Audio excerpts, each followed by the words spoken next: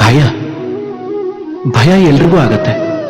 ಅದು ಪಶು ಆಗ್ಲಿ, ಪಕ್ಷಿ ಆಗ್ಲಿ, ಅಥವಾ ಮನುಷ್ಯ.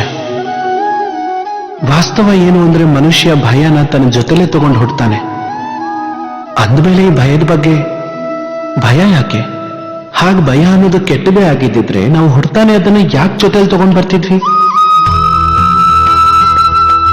ವಾಸ್ತವ ಏನು ಅಂದ್ರೆ ಭಯ ನಮ್ಮನ್ನ ಮುಂದೆ ಹೋಗೋದಕ್ಕೆ ಪ್ರೇರಣೆ ಕೊಡುತ್ತೆ. ಈಗ ನೋಡಿ, ಜೀವ ಹೋಗೋ ಭಯ ನಮ್ಮನ್ನ ನಾವು ರಕ್ಷಿಸಿಕೊಳ್ಳೋ ಪ್ರಯತ್ನ ಮಾಡುತ್ತೆ. ಅಪಮಾನದ ಭಯ ಸದಾಚಾರದ ಕಡೆಗೆ ನಡೆಸುತ್ತೆ. ಯಾರೋ ಪ್ರೇಮಿನ ಕಳ್ಕೊಳ್ಳೋ ಭಯ ಅವ್ರ ಬಗ್ಗೆ ಇರೋ ಕರ್ತವ್ಯನ ಚೆನ್ನಾಗಿ ಮಾಡೋದಕ್ಕೆ ಪ್ರೇರಣೆ ಕೊಡುತ್ತೆ. ಆದ್ರೆ ಈ ಭಯ ಯಾವಾಗ ಕೆಟ್ಟದಾಗತ್ತೆ ಅಂದ್ರೆ ಯಾವಾಗ ನಾವು ಅದನ್ನ ನಮ್ಮ ಮೇಲೆ ಸವಾರಿ ಮಾಡೋಕ್ ಬಿಡ್ತೀವೋ ಆವಾಗ. ಅದಕ್ಕೋಸ್ಕರ ಏನು ಪ್ರಯತ್ನ ಮಾಡೋಲ್ಲ. ಹಾಗಾಗಿ ನಾವೀ ಭಯವನ್ನ ಉಪಯೋಗಿಸ್ಕೋಬೇಕು ಅಂದ್ರೆ ನಾವೇ ಸ್ವಯಂ ಆ ಭಯದ ಮೇಲೆ ಸವಾರಿ ಮಾಡಬೇಕಾಗತ್ತೆ. ಹಾಗಾದ್ರೆ ಭಯದ ಗಡಿಗಳನ್ನ ಒಡೆದುಹಾಕಿ.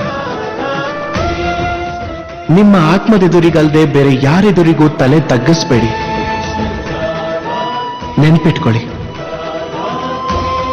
ಯಾವಾಗ ಅಂಧಕಾರಕ್ಕೆ ಹೆದರೋದನ್ನು ಬಿಡ್ತಿರೋ ಆಗ್ಲೇ ನೀವು ದೀಪವಾಗಿ ಪ್ರಕಾಶ ಕೊಡೋದಕ್ಕೆ ಸಾಧ್ಯ.